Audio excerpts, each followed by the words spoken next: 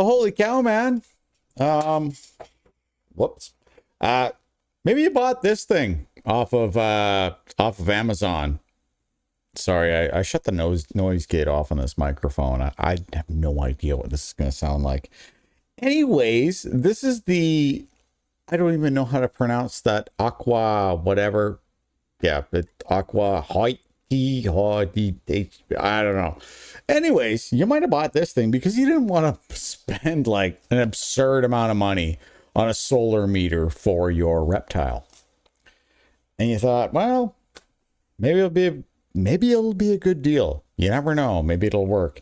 Well, this is the basics of the unit right here.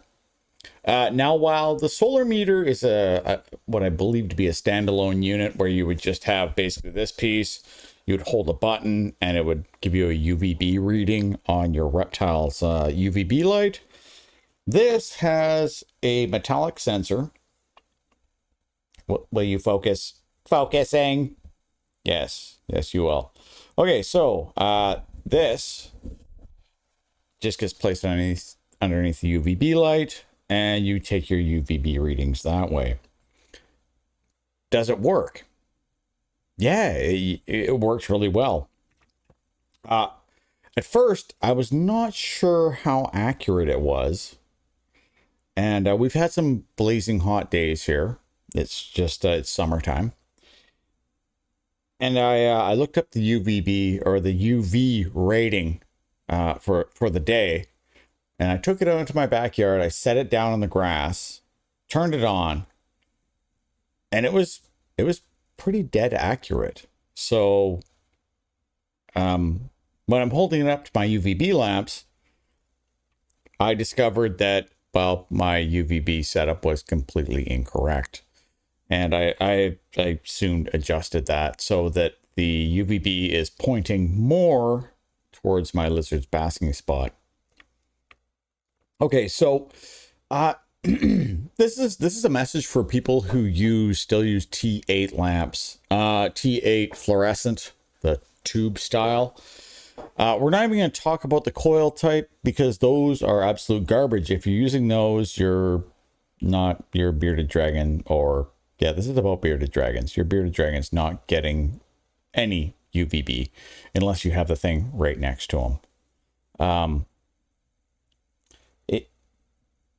You need to have your tube style T8 within 6 inches. Like, that's just it. I tested so many. I tested Arcadia 12s, Arcadia 14s, and Reptison 10s. Reptison 10s actually do really well. I was surprised. I had a whole bunch of old tubes from like 2019. 2 of them failed. You could actually hear it inside the bulb. Something had gone loose. Who knows what? I don't know. But they scored very low when I would hold them close to this unit here.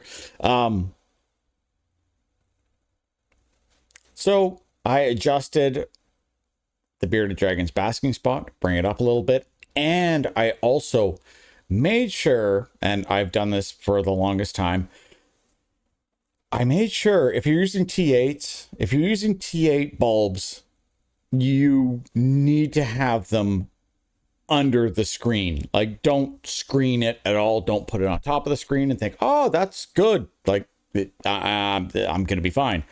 You're not going to be fine. Your bearded dragon is not going to be getting any UVB. Maybe like 0.5, maybe 1 if you're lucky. If it has a spot to climb up and be 6 inches underneath. Well, you probably get more than 1.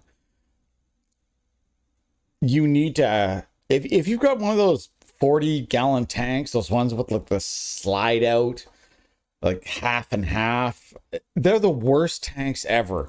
I don't even like, I don't get why they sell this dog crap to people. Like, oh, here's your bearded dragon. Here's the tank that's way too small for it. Like, and it's going to have a crappy light setup for you. It's nearly impossible to get heat and UVB in one spot in those things without melting one or the other. And usually it's the heat melting the top of your UVB tube. It's terrible. I don't understand why they do it. Maybe they don't actually care about the creatures they sell. But you need, I'm just here to tell you, you need a bigger tank. If you have a full-size bearded dragon and it's living in a 40-gallon tank, you're an asshole. Like, you seriously are. You need to get a bigger tank. 120-gallon minimum. Minimum. Absolutely minimum. If you're going to be using T8 lamps, and a lot of people still are, me for one, you need to get those inside the enclosure, hanging down, pointed at the basking spot within 6 to maybe 7 inches. And that's that. What I discovered with my setup, I thought, oh, I've got it hanging inside. It's all good. No problem. I took some readings with this unit, and yeah, I was way off. My bearded dragon was not getting nearly enough UVB. She was getting around 1.5, 1.7 at the basking spot, and that's not great. You want to have between 3 and 4. So we've made some adjustments. Things are better. But yeah, if you're noticing something going wrong with your bearded dragon, losing color, not pooping on time, just lethargy to eat, just general not normal things, take a look at your UVB lighting, because it could be way off. And if you're using, like I said, if you're using T8 bulbs, make sure that your basking spot is raised up to within 6 inches of your UVB light, and don't have your UVB light screened off at all. Like, don't put your UVB lighting on top of your screen. T5s, apparently that's okay. I don't know. I'm going to be switching up to T5s. But right now I've got two ballasts for T8s, and I've got plenty of T8 lights that are still brand new. So I'll be hanging them from the inside until those bulbs burn out. And then I will be switching to T5 Arcadia 14%. As another side note, this right here is way cheaper than Solar Meter. Now, it's a piece of cheap Chinese stuff. And it, honestly, without the batteries in it, it feels kind of cheap. But this thing works. It basically matched the UV rating that the what was it, the weather channel, whatever. I checked the UV rating online for the daily UV ratings. Took this outside, set it in the sun for a few minutes. It basically matched it. So this thing's, as far as I know, this sucker is pretty accurate. And this is the I said, I can't pronounce the name. It's the ah-uvcba HD. Yeah, I'll show you again. All right. Yeah, the instruction manual it's not really all that helpful. It's pretty basic to set this thing up, but it can actually record settings for you, which is kind of nice. So if you're looking for a cheaper alternative to the Solar Meter, those Solar Meters, they're sold for, well, I'm in Canada, and the Solar Meter sold for like $400. I'm like, well, let's try this cheaper one. You know what? I think the cheaper one's pretty good. So I'm gonna stick with it. As far as I know, it's pretty darn accurate.